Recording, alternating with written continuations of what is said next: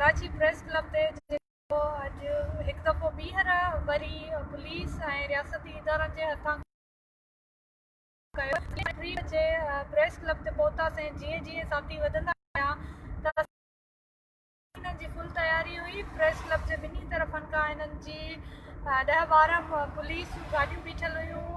7 जे तादाद में हिननि जी पुलिस लथल हुई। ईअं ई असांजा जीअं ई माण्हू गॾु थिया त पहिरीं हिननि हरकत इहा कई त असांजे ॿिनि माण्हुनि खे हिननि खंभेड़ जी कोशिशि कई, जंहिंमें जेके बि दोस्त हुया, जेके बि हुया, अदा सारंग जो हुयो, अदा मुहिब हुयो ऐं ॿिया जेके बि असां सां क़ौमी कारकुननि जा वारिस जेके गॾु हुया, उन्हनि सभिनी मज़म्मत कई। बिल्कुलु उहो सोशल मीडिया ते बि वायरल थी चुको आहे।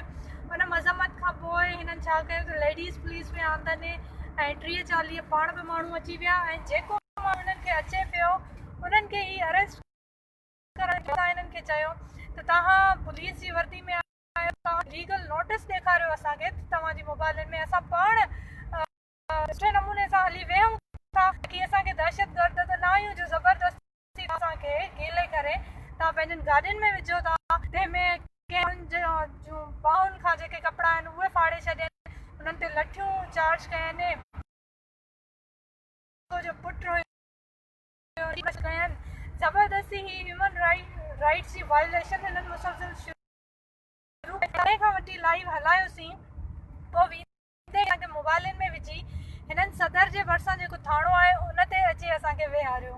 असां सभई हुते बि हिकिड़े क़िस्म जो एहतजाज कयोसीं। असां हेठि हिननि जे पट ते वेही रहियासीं ऐं असां चयोसीं त तव्हांखे छा आख़िर आहे, तव्हां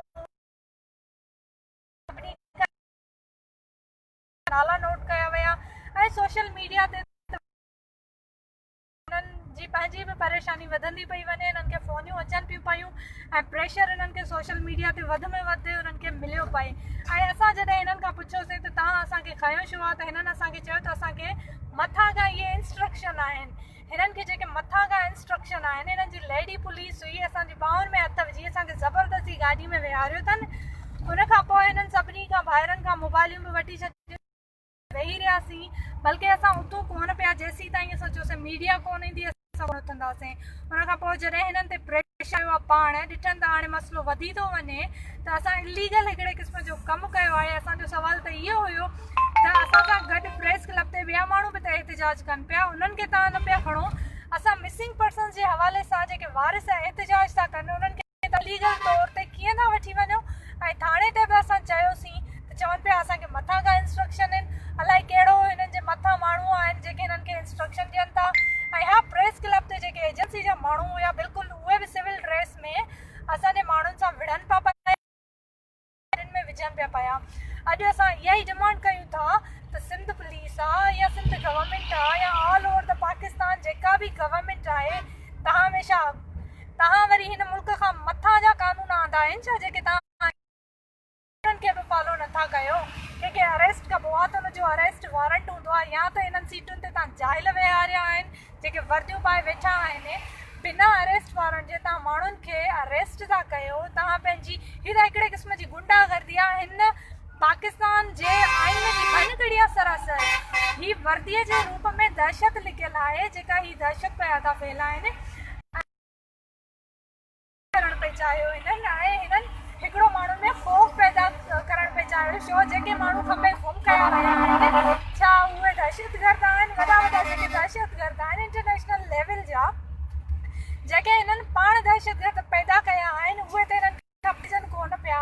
बाक़ी जेके सिंधी माण्हू आहिनि 25 सालनि जो पंहिंजो ही हाणे नोट कहाणी, हुनजो नालो छा आहे, हुनखे खयो अथनि 20 सालनि जो महफ़ूज़ नोट कहाणी, हुनखे खपे गुम करे छॾियो अथनि। मसइलो छा आहे, उनखां कई असांजा हाणे रिसेंटली जेके माण्हू खया अथनि उन्हनि ते कहिड़े क़िस्म जा जुर्म आहिनि, उन्हनि कहिड़ियूं बिल्डिंगियूं उॾायूं आहिनि, उन्हनि कहिड़ी दहशत फैलाई आहे, उहे त सिर्फ़ु अमन ऐं तालीम जी ॻाल्हि था कनि। उनखां पोइ कलाकु ॾेढ असां हुन थाणे ते वेठा आहियूं ऐं पोइ बाद में जॾहिं हिननि ते प्रेशर पियो आहे त हिननि खे हाणे रिलीज़ कयो त असांखे चयनि त हलो तव्हां मोबाइल में वेहो ऐं तव्हांखे प्रेस क्लब ते छॾे था अचूं। असां चयोसीं हीअ कहिड़े क़िस्म जी मज़ाक़ आहे, तव्हां वरी असांखे पंहिंजे मोबाइल में वेहारियो ऐं अलाए किथे मुंतकिल कयो। तव्हां ते असांखे भरोसो त कोन्हे को, तव्हांखे अगरि असां सां हलिणो आहे त तव्हां पैदल हलो असां सां प्रेस क्लब ताईं। पोइ हिननि जी पूरी फोर्स अॻियां पोयां असांजे पैदल हली आहे ऐं प्रेस क्लब ते असांखे छॾियो अथनि ऐं सिविल ड्रेस में हिननि जा जेके एजेंसी जा माण्हू हुया उहे असांखे था चवनि त तव्हां एंटी स्टेट नारा न लॻाइजो। असां सवाल कयोसीं त असां पहिरीं कहिड़ा एंटी स्टेट नारा लॻाया हुया जो तव्हां ज़बरदस्ती माण्हू खयां, यानी हुननि वटि लीगली तौरु को जवाज़ हुयो कोन। हिकिड़े क़िस्म जो ख़ौफ़ पिया था असां सिंधियुनि माण्हुनि में फैलाइणु चाहिनि त जीअं न ई एतिजाज कनि, घरनि में लिकी वेही रहनि।